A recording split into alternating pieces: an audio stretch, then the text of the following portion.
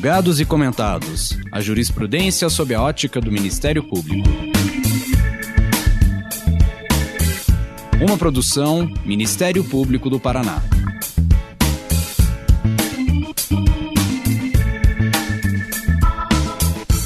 Olá, estamos começando mais um episódio do Julgados e Comentados. Eu sou Sâmia Bonavides e hoje vamos tratar do Instituto da Guarda e o princípio do melhor interesse de crianças e adolescentes. Para tanto, contamos com a presença de uma jurista brasileira, gaúcha, desembargadora aposentada do Tribunal de Justiça do Rio Grande do Sul, atualmente vice-presidente do IBDFAN, advogada, doutora Maria Berenice Dias, com muita satisfação. O direito de família contemporâneo experimenta uma evolução com novos institutos, adequando-se às exigências dos relacionamentos, que também passam por novas experiências. Tudo no intuito de atender às necessidades que vão se conformando em torno de relações que não são mais estratificadas, em modelos inflexíveis. Com o propósito de respeitar os fundamentos da proteção integral da infância e da juventude, que é de ordem constitucional, surgiu o Instituto da Guarda Compartilhada, ou Guarda Conjunta, como mecanismo que resguarda interesses das crianças e adolescentes quando das dissoluções dos vínculos do casal. O princípio do melhor interesse da criança está previsto no artigo 227 da Constituição Federal e no artigo 3º do Estatuto da Criança e do Adolescente, com a finalidade de proteger de forma integral e com a absoluta prioridade a escolha entre a guarda compartilhada e a guarda unilateral. Ou seja, quando uma ou a outra é a melhor escolha, ou a escolha mais adequada. Abordaremos também as noções de guarda alternada, o exercício do poder familiar e a possibilidade de sua abdicação, as situações de abandono afetivo e a ocorrência de alienação parental. Estas e outras questões, então, serão objeto deste episódio. Doutora Maria Berenice, seja muito bem-vinda. Muito obrigada por estar aqui, Sâmia. Eu aprecio muito esse tipo de interação promovido pela escola com os magistrados, enfim, com os serventuários, porque eu acho que isso é muito significativo para se avançar em termos de uma justiça mais rente à realidade da vida, que essa foi a grande revolução preconizada pelo IBDFAN, né? O Instituto Brasileiro de Família, que provocou essa verdadeira revolução, trazendo o direito de família até de uma forma plural. Então, nem se fala mais em direito de família, mas direito das famílias, porque não existe mais só uma família, desde que a Constituição. E também, assim, se focou muito mais da identificação, de emprestar efeitos jurídicos aos vínculos afetivos, do que, os vínculos formais da conjugalidade ou os vínculos biológicos da parentalidade. Então, assim, há todo este novo enfoque que se reflete de uma maneira muito significativa quando se fala em melhor interesse de crianças, adolescentes e jovens. Obrigada. Então, por orientação sua, direitos das famílias por direito de família. Muito interessante. Vamos começar já fazendo essa reflexão tua. Muito obrigada. As varas de família, nós temos que mudar o nome. Esse tribunal foi o segundo estado que criou, né, câmaras especializadas de família. Acho que tudo isso nós temos que flexibilizar, que até o Rodrigo, que é o presidente do IBDFAN, né, sempre diz: as palavras importam, as palavras têm poder. Então, acho que isso é muito importante. E, assim, outra, falando em importância das palavras, também não cabe mais falar em guarda. nem direito de visita. Sabe? Esses são conceitos absolutamente superados, porque guarda vem de guardado, sabe? Vem de objeto, e os filhos não ficam sobre a guarda, sabe? De um dos genitores. E também, assim, o outro com quem o filho não está convivendo, sabe? Também não faz visitas. Que visita a gente faz no presídio, visita a gente faz em algum amigo, algum parente e tal, mas filhos não se visita, por filhos a gente convive. Por isso que se fala em convivência, né? Convivência compartilhada, convivência unilateral que eu não gosto, né? Acho que ela nem cabe existir, enfim. Mas essa adequação eu acho muito significativo se fazer para as pessoas se darem conta, né, de que, bom, estamos diante de novas realidades.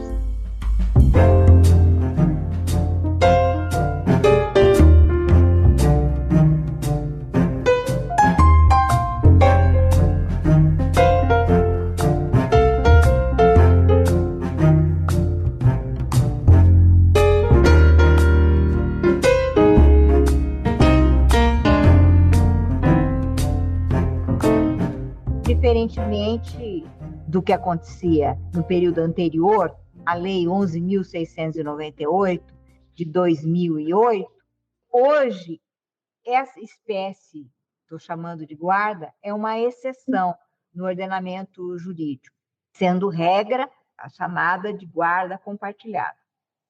Para que a chamada guarda unilateral seja atribuída, é necessário levar em consideração critérios que foram sendo modificados com o passar dos anos. Então, qual seria, Maria Berenice, a diferença entre essas duas espécies de guarda, vamos colocar entre aspas, né? A unilateral e a compartilhada, e como a decisão da terceira turma do STJ em 2020, referente à guarda de criança, em que o relator, ministro Vilas Boas Cueva, decidiu pela guarda unilateral do pai, porque havia alienação parental por parte da mãe.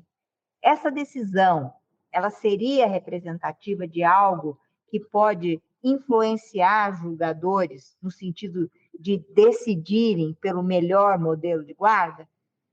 Permite eu fazer uma colocação a respeito, bom, começando pelas normas constitucionais, né, que o artigo 226, parágrafo 5º da Constituição da República, diz que, quando trata da família, assegura igualdade de direitos e de deveres ao homem e à mulher. Né? E o artigo 229 diz que cabe a ambos os encargos decorrentes da criação e educação dos filhos. Não é mais para um ou para o outro, é igual. Tá? Esta norma também está ratificada no Código Civil, no artigo 1631, e diz que, durante o casamento e a união estável, os dois pais têm os deveres do poder familiar, né? E que se é exercido por um só quando há falta ou impedimento do outro, né? Senão, não cessa o dever familiar. E dentro desses deveres do poder familiar, eles persistem, como diz a lei, independente do regime de convivência do casal. O rompimento do casamento, o rompimento da união estável, também que termina com o vínculo da conjugalidade, mas não se alteram as relações parentais, né, entre pais e os filhos. E tanto que a lei determina que esse regime de convivência seja estabelecida entre os dois genitores, né? Está lá no artigo 1632, dando, francamente, preferência de compartilhamento da guarda, e essa diferença que veio de uma guarda e a outra, né? Uma e outra, sempre é estabelecida, mesmo que o casal viva brigando, né? Estando ambos aptos ao exercício do poder familiar. Então, assim, ó, o fato das pessoas estarem separadas, o fato de que quer o filho esteja residindo na casa com um, seja residindo na casa do outro, seja guarda unilateral, seja guarda compartilhada, isso em nada afeta o poder familiar. Os pais ambos continuam exercendo. E neste poder familiar tem todos esses deveres de cuidado com a educação do filho, acompanhamento, que no fundo é o que se chama dever de cuidado. Bom, será que imposta de uma maneira tão enfática, né, até também pelo próprio ECA, que não faz distinção entre guarda unilateral e guarda compartilhada, também atribui a ambos, será que é possível, por isso que eu me insurjo muito, né? É possível simplesmente um dos genitores, bom, normalmente é o pai, abrir mão da guarda do filho, ou por comum acordo de ambos, alguém pode se eximir dessas obrigações que persistem? E eu acho assim, quando há esta manifestação de vontade, que a lei prevê essa possibilidade, acho que os juízes não podem homologar uma guarda unilateral. Não. Sabe? Nem quando há acordo entre as partes, nem quando há, acho que o Ministério Público também não pode se manifestar favoravelmente. Assim, ó, quando é que eventualmente se poderia impor a guarda unilateral? Não é por vontade de algum genitor, não. É quando o juiz reconhecer que a convivência com um dos genitores vem em prejuízo da própria criança. Aí há a possibilidade. Mas isso tem que vir por decisão judicial, sabe? Isso é consequência de um estudo psicossocial. E este acompanhamento dessa guarda unilateral, ela tem que ser acompanhada até por laudos, e ela tem que ser temporária, enquanto persistir este prejuízo eventual para as crianças. Então, não vejo como se possa estabelecer, então, por vontade própria, uma guarda unilateral. Até porque, se é obrigação de ambos, e se ele fica só na guarda de um, né? Bom, ou quando, mesmo tendo a guarda compartilhada, simplesmente um dos pais desaparece, abstém, não exerce, vejam que o outro genitor está exercendo sozinho uma função que não é só dele, é dele e do outro. E se eu estou fazendo um trabalho, entre aspas, que não é só meu, é do outro, aquele que não está fazendo o que deveria tem que, no mínimo, pagar uma indenização para aquele que está sozinho indenizando. Não é alimentos, não é nada, é indenização, sabe, para o outro estar fazendo, desempenhando sozinho todo esse encargo, que no fundo é um encargo muito pesado e que ninguém pode se eximir disso. Até porque, assim, quando se omite, bom, isto configura abandono afetivo, onde a justiça reiteradamente, né, a partir do ano de 2012, reconheceu que há este dever de cuidado, se não é cumprido, tem que ter alguma consequência jurídica, que nunca teve, ao menos, sabe? Então, sempre se discutiu se é o preço do amor, não, sabe? É dar uma retribuição de natureza econômica para este filho que, eventualmente, não teve a convivência com quem lhe faria bem essa convivência com ele. Está provado cientificamente que essa convivência com ambos é fundamental para o desenvolvimento saudável de uma criança. Então, neste caso, eu até vou além, né? Eu acho que o não exercer ou se abster de compartilhar configuraria até abuso de autoridade por parte de um deles, né?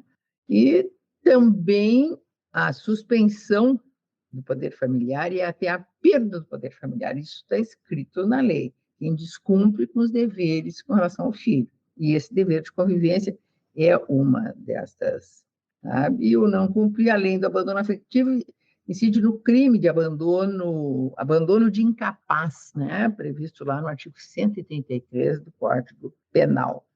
Eu diria, conversando com você agora, Maria Berenice, que não é só uma questão de mudar, de serem mudadas as denominações e o regime, é um novo paradigma, muito interessante, e visto dessa forma como que você expõe, privilegia muito a questão de descarregar um pouco de algo que fica sempre muito vinculado sobre os ombros da mulher, né, normalmente. Eu até já proporia vamos dizer assim, vou tentar não usar mais o termo guarda nesse podcast, dizer esses deveres compartilhados entre o casal, né? Que eu acho bastante interessante isso.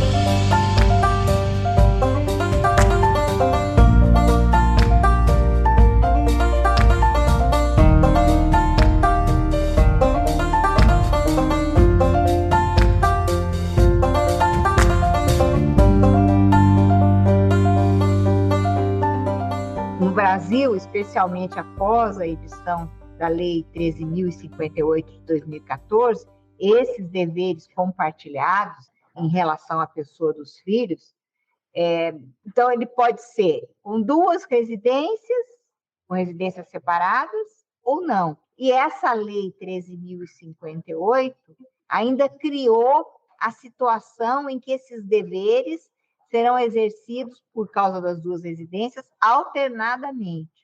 Qual a diferença, então, entre quando são exercidos compartilhadamente e alternadamente?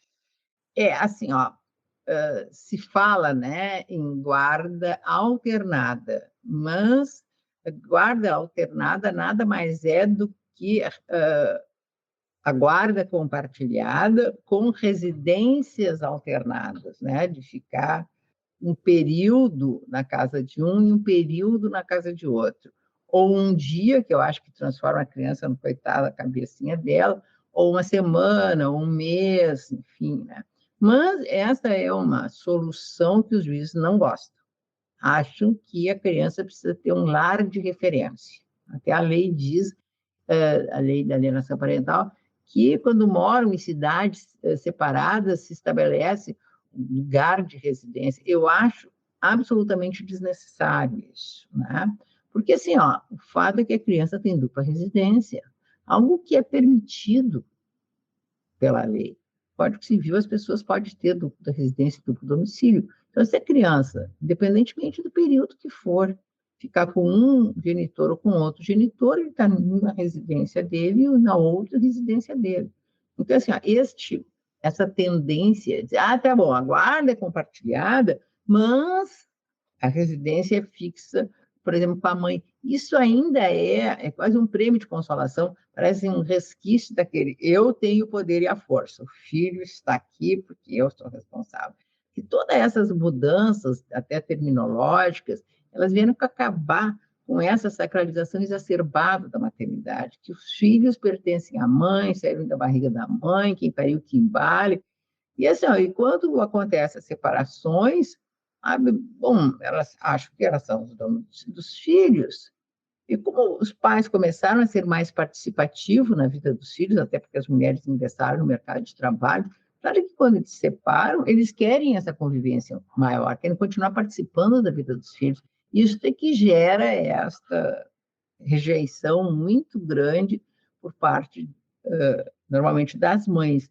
E eu canso de dizer assim, olha, ele tem mais é que conviver com o pai, até porque tu tens o direito de levar a tua vida. O filho, de fato, não é só teu, sabe? Então, assim, tu tem o direito de ter o fim de semana só teu. Eu sempre digo, de sexta, segunda-feira, tu faz o que quer, tu sai, tu viaja, tu passeia, tu vai de cabeleireiro, vai dançar, vai namorar, fazer o que tu quiser.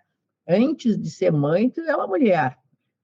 Mas eu levo a vida só em função do filho. Isso é tanto errado, né? Eu acho que esse pai, eu acho que assim, é um tipo bom, porque é um babá grátis, e um babá que não gera culpa na mãe. Diz, tô saindo, ele está lá. Não, está com o pai. E assim, eu acho que vocês têm que ver essa um pouco a mudança de mentalidade, né? Muito razão das mães. Não, então, assim, esse sentimento de propriedade que isso está na nossa sociedade, né? Isso faz parte da nossa cultura, decorre desse machismo estrutural, né? O mundo público era dos homens, o mundo privado das mulheres, a responsabilidade da casa, marido e filhos, doentes, idosos, sabe? Todo esse cuidado sempre para a mulher. Então, assim, quando acontece a separação e, eventualmente, isso não é bem elaborado por um dos cônjuges, sabe, que se sentiu abandonado, traído, não sei, a tendência é, não me quer mais, então o filho também não vai mais conviver. Olha, é quase trazer o filho bucha de canhão para agredir o outro. Isso é absolutamente perverso, é uma prática tão recorrente. Aliás, algo que sempre existiu. Todos nós, desde sempre, ouvimos, né, normalmente a mãe a falar mal do pai na frente das crianças. Aliás, nem só depois de separado, às vezes até durante o casamento, né? Existe alienação parental durante o casamento. E essa tentativa de impedir a convivência que recebeu um nome lá em 1980, Richard Gardner, de síndrome de alienação parental, e depois virou alienação parental. Houve toda uma reação, né, quer com o nome, e atualmente com relação à lei. Então, no Brasil foi editada a lei da alienação parental, didática, trazendo formas de alienação, trazendo consequências disso, qual é a penalização que cabe quando as pessoas fazem essas práticas, como são práticas diferentes, mais leves ou menos, ou mais graves, a começar por dizer que a criança está doente, depois diz para a criança, viu, teu pai não veio te buscar, o pai não busca porque está doente, enfim, muda de cidade, não avisa, até a mais perversa de todos, que é a atribuição, a alegação de abuso sexual.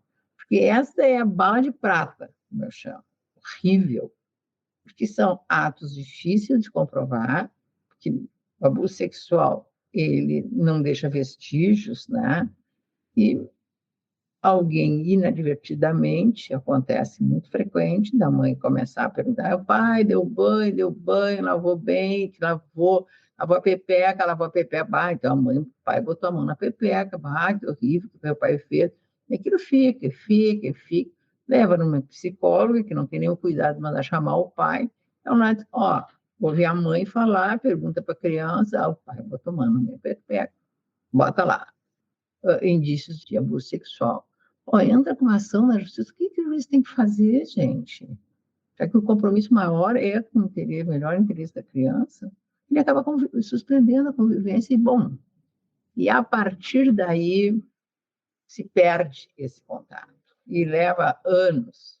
Então veio a lei, né, nesse caso até determinando a inversão da guarda, da convivência, passando para a residência do outro, e no ano de 2010, começou a surgir todo um movimento, principalmente no Rio de Janeiro, de mães, até por uma avó, de que acabaram perdendo a guarda dos filhos sob a alegação não verdadeira que nunca mais podiam ver os filhos. Os juízes não fazem isso. Eles sempre estabelecem um regime de convivência, nem que seja monitorado e tal.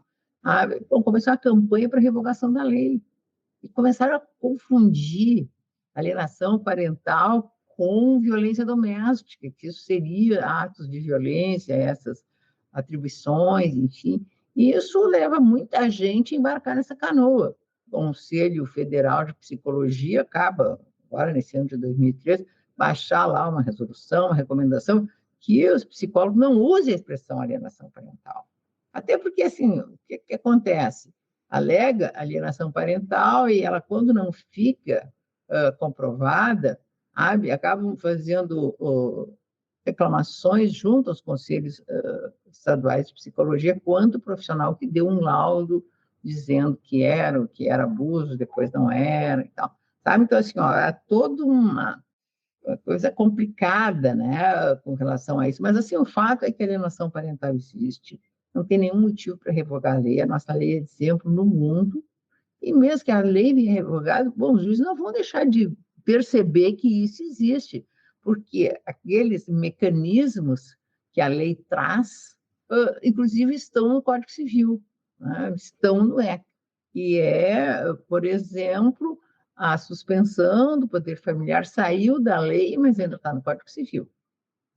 E a penalização, a aplicação de astrente, e também reversão da guarda, isso não precisa estar escrito na lei, essa possibilidade, que essa aí de fato existe, se não atender o melhor interesse do filho. Mas há todo este movimento, no fundo, para manter essa arraigada, aqueles conceitos convencionais e tradicionais na família, que, os filhos pertencem à mãe.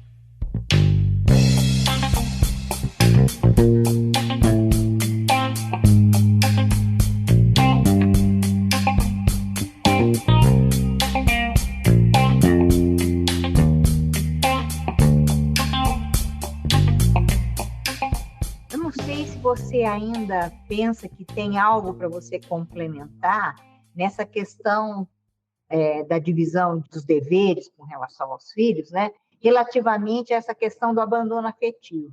a essa obrigação de convivência, né? Então, é que mais ou menos são coisas um pouco contrapostas, né? Então, Ah, de um lado se diz, houve abandono afetivo, porque ele não conviveu, ele não participou, e isso. E do outro lado, né, eu disse assim, não, mas eu não convivi porque a mãe não deixou, porque a mãe pedia, a mãe isso, a mãe aquilo, para justificar a omissão paterna. Até eu estou falando de pai e mãe, porque dentro da nossa, isso pode ser inverso também, né? Mas, de qualquer maneira, isso não serve de justificativo. Porque se a mãe eventualmente impede a convivência, que entre judicialmente pedindo que seja assegurado o direito de convivência, inclusive com a aplicação de astante, que isso a justiça tem dado. Fixa multa cada vez que, por exemplo, um impede o outro de conviver. Como também existe a aplicação de multa quando é determinada a convivência e, por exemplo, o pai não vai buscar. Também essa circunstância enseja esse pagamento de multa. Então, assim, ó, a coisa tem que ser bem dimensionada para ver assim, ó, onde é que está a origem deste abandono. Né? Que existe esse abandono, só que assim, ó, a tendência da jurisprudência é exigir, eu acho um absurdo, e essa é mais a tendência do STJ, ainda que dos tribunais, tem alguns tribunais interessantes que não estão exigindo, a prova do dano. Eu só acho assim, o dano do abandono, sabe, ele é presumido.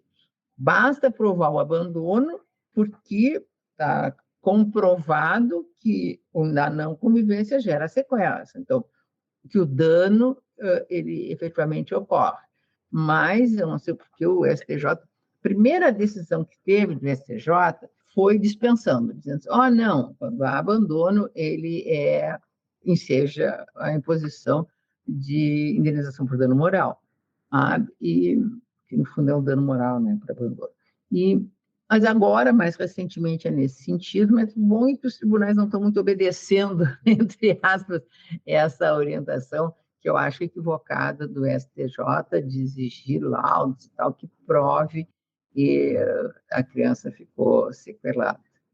uma questão que a gente gostaria de abordar aqui também é a relativa às famílias que têm mais recursos financeiros, econômicos, patrimoniais, porque isso, vamos dizer assim, isso resolve, em parte, pelo menos quando a família tem recursos, né, uma parte fica resolvida, está assegurada. A educação tem quem pague de alguma forma, né? Tem quem arque, né, com o pagamento da educação, habitação, saúde, né, e tal. E as famílias em situação de carência de recursos? Como é que é no Brasil? Como é que funcionam hoje? Se é que você pode nos ajudar nessa informação, né? As redes de apoio assistencial e o suporte dos equipamentos públicos para atendimento, principalmente das crianças e adolescentes que sofrem, né, vamos dizer assim, com a questão do divórcio dos pais, que eles próprios têm dificuldades com recursos. Isso também, às vezes, recai mais sobre a mulher. Samir, eu confesso que eu não vejo essa distinção de classes sociais, porque esses são delitos, eu chamo de delitos mesmo, essa não convivência, essa não participação dos mais democráticos, acontece em todos os níveis. Porque não adianta ter dinheiro, por exemplo, se não quer pagar alimentos. Né? Isso acontece todos os dias.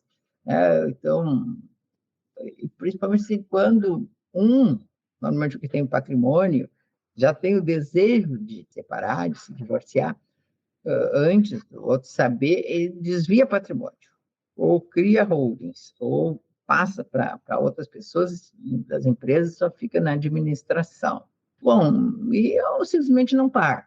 Isso é algo bem recorrente. Eu acho que é o processo que mais se tem tramitando nas varas de família e nos tribunais é a questão da cobrança alimentar, que a lei até hoje não conseguiu resolver de uma maneira eficiente e eficaz. Os juízes fixam alimentos e eu não sei o porquê que mandam pagar 30 dias depois, e ainda dá mais uns diazinhos, 5 dias, 10 dias para pagar, como se alguém ficasse 30 dias sem comer. Quando tem o dispositivo lá no dia das sucessões, dizendo que o legado de alimentos eles tem que ser pago antecipadamente. Então, se a lei dos alimentos, né, nem a lei dos alimentos, nem o Código Civil ao falar dos alimentos não diz qual é o período, há que se invocar uma regra que existe em um outro instituto, mas, de qualquer maneira, encargo de natureza alimentar. Eu nunca vi ninguém fazer isso.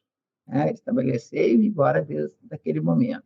E ainda há essas discussões dos alimentos que são devidos desde quando a lei diz claramente, a partir do momento que o juiz despacha os alimentos, defere os alimentos provisórios. Só que todo mundo tem a dizer, não, é depois da citação do réu, não é. Chama tutela antecipada. A tutela antecipada ela tem eficácia antes mesmo da citação. Então, assim, há toda uma resistência e os processos de execução e de cobrança. Olha, eu venho falando, no mínimo, há mais de 10 anos, quase 20, de que, olha, a cobrança dos alimentos pode ser no mesmo processo, quer seja pelo rito da prisão, quer seja sobre o rito da penhora. Não tenho por que fazer processos separados. Até porque aquele da prisão, se ele não paga, né, se transforma pelo rito da expropriação. E aí vai ter 2 processos de expropriação tramitando. Olha, agora foi que o CNJ, pela primeira vez, disse, olha, dá para ser os 2 juntos. Óbvio que dá. Então, assim, há uma grande má vontade. Eu confesso que eu não sei do legislador, também vejo por parte dos tribunais, acho que existe um certo sexismo com relação a isso, porque dívida alimentar quem tem são os homens. E acho que seria mais eficaz essas determinações, mas bem só agora que a Justiça cristalizou, apesar de estar no Código de Processo Civil, desde o ano de 2015, que para a cobrança de qualquer dívida, os juízes podem usar todos os meios coercitivos, não sei o que. Então, suspender o passaporte, carteira de motorista, enfim, tudo isso, mas não é satisfativo, mas serve de pressão, como a prisão também não é satisfativa, né? Então, assim, não vejo. E, por outro lado, né, dessas pessoas hipossuficientes que não têm como, ao se separarem, manterem os filhos, não existe nenhuma política estatal, legal, alguma iniciativa que possa subsidiar as necessidades dessas crianças. O fato é que, quando passam de muitas necessidades e nenhum dos dois tem condições, eles acabam institucionalizando essas crianças, deixando elas anos, né? Enquanto isso, nada é feito para os pais se inserirem no mercado de trabalho, terem casa, pararem de beber, enfim. Bom, e as crianças crescem nos abrigos, perdem a chance de serem adotadas, e que é uma coisa horrível. Eu quero fazer um dia, Samia, algo para falar da adoção, que eu acho um horror, um descaso de todo mundo com relação a essas milhões de crianças depositadas que acabam botando a culpa. Os adotantes é que escolhem um perfil, as pessoas têm um perfil do filho idealizado, do filho sonhado. Agora, se eles podem entrar nessas instituições, nesses abrigos e conviver, ver as crianças que estão lá, com certeza mudam do perfil. Ninguém adota uma criança com um problema de saúde, com algum tipo de deficiência, enfim, sabe? Se não olhar para ela e não se apaixonar por ela, né? Então, isso é bem complicado. Assim, o Estado é absolutamente incompetente, desatento. Então, quando está lá na Constituição, maior interesse, maior com prioridade absoluta, o Estado nem cumpre a ordem constitucional que diz que cabe à família, à sociedade e ao Estado. A família não atende, a sociedade muito menos atende, pior que agora nem mesmo o Estado atende.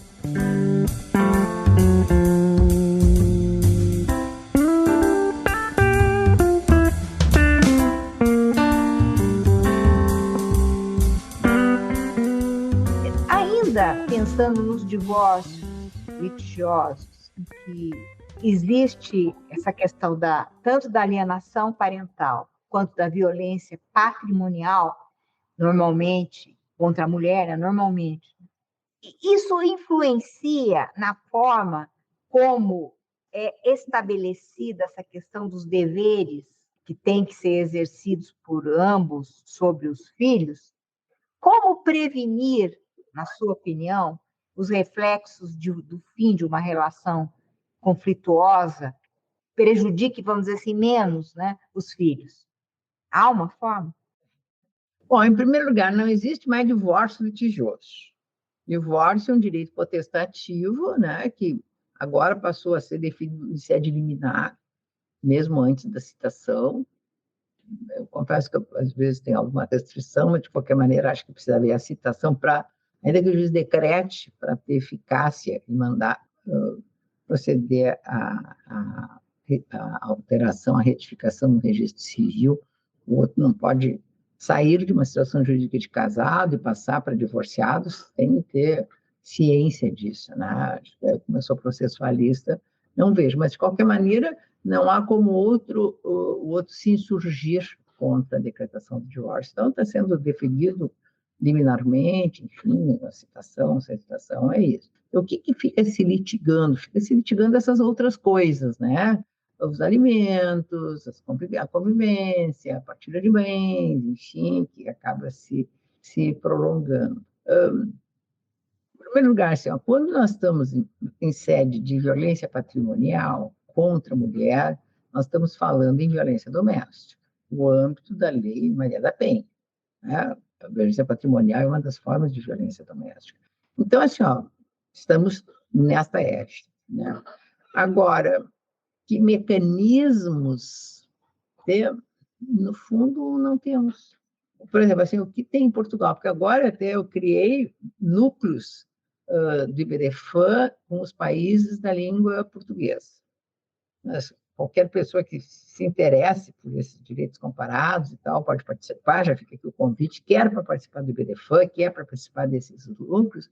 Por exemplo, Portugal tem algo fantástico, tem um fundo, paga os alimentos, sabe? Quando o pai não paga. Isso tem que ser imediato. Tem gente que fica anos sem pagar alimentos. Eu sempre disse assim, essas crianças não morrem porque a mãe faz qualquer coisa para manter os filhos, né? E o Estado paga e vai atrás do devedor para ele reembolsar esse fundo. Não fique a criança, né, sem ter os meios. É um negócio assim meio que óbvio que a responsabilidade é do Estado.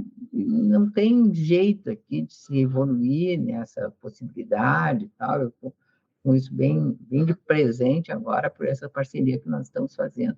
Então, assim, não tem o que se faz, não se preocupa, demora muito tempo, às vezes, para fixar os alimentos provisórios.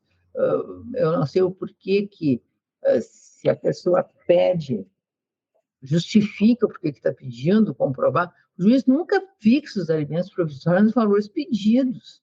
Então, as pessoas têm que pedir mais para ver se ganha menos, né? Porque aquela barganha horrível. Por que isso? Está aqui, a escola é isto, o plano de saúde é isso e tal, ele não está pagando tudo sozinho. Entende? Assim, existe essa tendenciosidade que favorece o homem. Isso existe no direito em geral, quer pela lei, pela omissão da lei, quer por uma tendência também conservadora do nosso judiciário. Quando você falou há pouco agora, né, que que existe aí na verdade, uma aplicação do direito que é sexista, nesse caso é outra situação claramente sexista, né? Sempre a mulher está querendo enriquecer com os alimentos do filho. Esse discurso é um discurso recorrente, né? Não, porque está querendo enriquecer. O filho vive de ar, né? Diante desse panorama que representa um paradigma novo, né, para o direito das famílias, como você mesma diz, esse paradigma novo de divisão de deveres e não falar numa perspectiva de alguém que guarda alguma coisa, mas que divide, o quanto, Maria Berenice, o quanto o nosso sistema de justiça está preparado e afinado com esse paradigma e o quanto a própria sociedade está, na sua perspectiva. Ainda não está, nem o Estado, nem a justiça e nem a sociedade. E depois, assim, tem todo esse movimento de conservadorismo mundial, de retrocesso, de tendência a voltar ao que era o passado, que falam família isso, família aquilo, que eu confesso que não entendo muito, porque essa postura que existe, né, no Brasil, nós estamos vendo isso, e esta tendência leva a este imobilismo, ou seja, não há nenhuma perspectiva, alguma ideia de, bom, vamos fazer, sabe, essas coisas terem mais efetividade. Não temos. Depois, assim, este ramo do direito, que é o que diz com as relações familiares, as relações pessoais, é algo que não desperta muito interesse nem do legislador e nem do juiz. Parece que são um assunto de segunda categoria. Aliás, esse foi um dos motivos que nós criamos o IBDFAM, era essa até desqualificação dos profissionais que trabalhavam com direito de família. Parece, bom, direito de família todo mundo pode trabalhar, porque tem um problema na família e tal, então soluciona. Óbvio que não é isso, né? Houve toda uma revalorização, né? Desses advogados familiaristas, mas até muito levou a esta evolução. Então, mas acho que ainda temos muito que trilhar, mas muita necessidade de nós nos conscientizarmos disso, né? Da nossa responsabilidade, quer enquanto julgadores, quer enquanto advogados, Ministério Público, sabe, assim, ó, vamos assumir o protagonismo disso. Porque assim, a gente tem que até se colocar no lugar do outro. Eu tive muito essa preocupação, né, enquanto magistrado e agora também enquanto advogado. Né? Como é que deixa alguém numa situação absurda, sabe? Sem provisão, sem isso, sem tomar uma outra atitude mais efetiva? Vou trazer só um último exemplo, que já terminou o nosso tempo, é a questão do registro das crianças, né? Se a mãe vai registrar o filho e diz quem é o pai, a princípio começaria ou começa um procedimento de investigação oficiosa da paternidade, onde o pai é chamado, vai registrar? Não. Mas se o senhor tem dúvida? Tenho dúvida. Então, vamos fazer o DNA? Não, não vou fazer. Sabe o que acontece? Nada. O Ministério Público daí é que vai entrar com ação e vai ser citado de novo. Quando, assim, o que eu consegui no Peru? Eu consegui.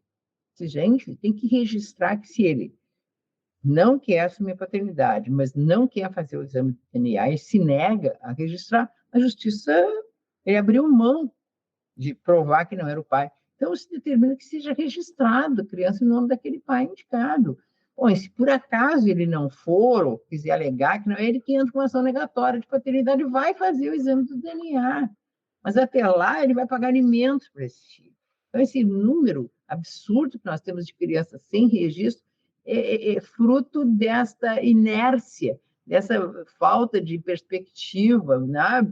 E não precisa nem ter a previsão da lei de determinar que faça. Neste mesmo procedimento, é determinar o registro, é um procedimento de jurisdição voluntária.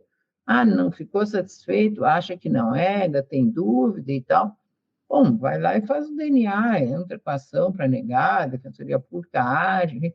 Sabe, assim, entende que não falta se atentar à realidade dessas crianças que acabam ficando sem pai no registro de nascimento, e aí sem gerar obrigação nenhuma com relação a este filho que fica anos assim, muitas vezes, sabe? Esses são números absurdos. Isso eu só trouxe, claro, é um tema de lata, mas assim, para mostrar como nós somos inertes, sabe? E deixamos de atender o que a Constituição determina que façamos, é que dá uma atenção especial com prioridade absoluta ao melhor interesse das crianças. Com certeza, sim. A gente está falando de prioridade absoluta, efetivamente, a responsabilidade do Estado deveria atentar para essa perspectiva efetivamente de prioridade. Concordo com você, nós temos que evoluir muito ainda, né, para poder dizer que a gente atende a este princípio constitucional, que é dos mais importantes e relevantes, não tenho dúvida nenhuma.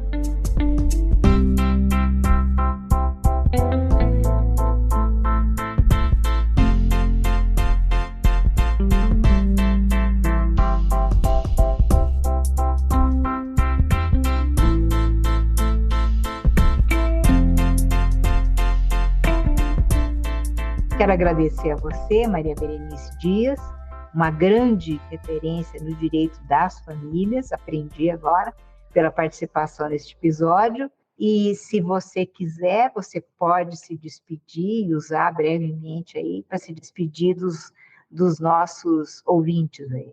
Gente, que delícia poder estar aqui, conversar com a Sâmia sobre essa série de temas que instiga todos nós e que todos nós precisamos pensar e repensar. Então, fica o meu abraço e, mais uma vez, meu agradecimento por ter tido esse espaço tão significativo. E nós também agradecemos, deixamos aqui um abraço forte a você. Certamente será mais um episódio muito ouvido pela importância do tema e por você, pela sua simpatia. E você que está nos ouvindo, não se esqueça de curtir ou se inscrever em nossas redes sociais, assinar nosso podcast no aplicativo de sua preferência. Você também pode participar da elaboração dos julgados e comentados, sugerindo um tema, encaminhando dúvidas, comentários. Envie aqui no nosso e-mail julgados.mpr.mp.br ou pelas nossas redes sociais. Muito obrigada e até a próxima. Uma produção Ministério Público do Paraná.